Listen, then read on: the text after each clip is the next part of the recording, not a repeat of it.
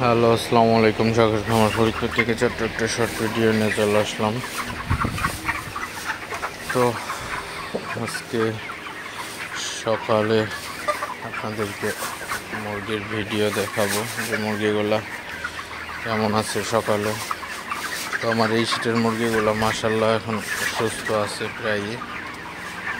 আমার এই সিটের মুরগিতে এমন কোনো সমস্যা নাই, কিন্তু আমার অন্য সিটের মুরগি একটু মর্টালিটির হার বেড়ে যাইতেছে। তো গতকালকে ওই সেটা পাঁচ ছয়টা মারা গেছে। তোমার এই সেটের মুরগিগুলো মাশাআল্লাহ খুবই ভালো আছে।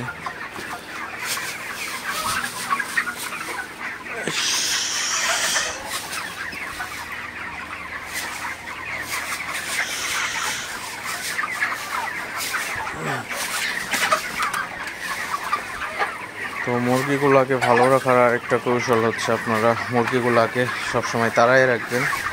তো তাড়াই রাখলে মুরগিগুলো হাঁটাচলা করে এবং সুস্থ থাকে।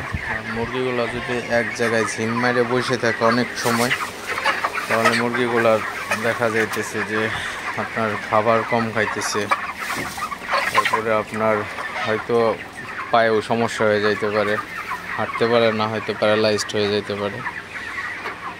তো এদিকে অবশ্যই খেয়াল রাখবেন। তো আপনারা মুরগিগুলো সবসময় তাড়াই রাখার চেষ্টা করবেন। তো মুরগিগুলো তাড়াই রাখলে আপনার খাবারও খাবে, ওয়েটও আসবে ভালো, এবং অসুস্থর হাত থেকেও মুরগিগুলো একদম সেফ থাকবে।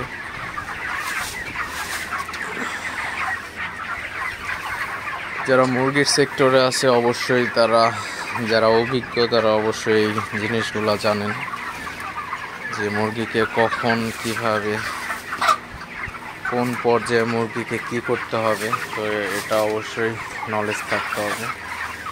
তো আসলে আপনার হুটহাট করে যারা নতুন মুরগি ওঠানোর চেষ্টা করতেছেন অথবা নতুন খামার করার চিন্তা ভাবনা করতেছেন, তারা অবশ্যই এই জিনিসগুলো খেয়াল রাখবেন যে আগে একটু হলেও এই মুরগি পালন সম্পর্কে একটু হলেও জানবেন অভিজ্ঞদের কাছ থেকে।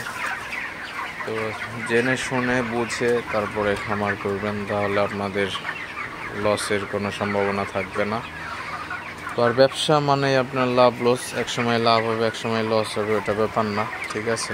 তো এই ব্রয়লার সেক্টরে তেমন লস হয় না, তো আপনার কোনো সময় দেখা গেছে আপনার একদম অবস্থা আর কি খারাপ ব্রয়লারের, তারপরেও আপনার লস না গেলেও আর কি সমান সমান দিয়ে যায়।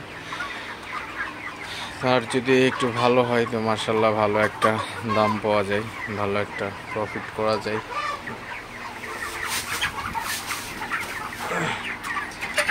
এই হচ্ছে আপনার সিস্টেম।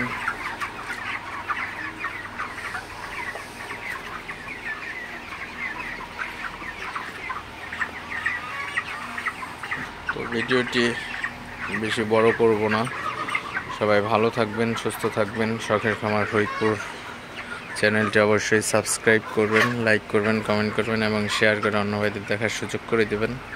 দেখা হবে অন্য কোনো ভিডিওতে। ততক্ষণ সবাই ভালো থাকবেন। আল্লাহ হাফিজ।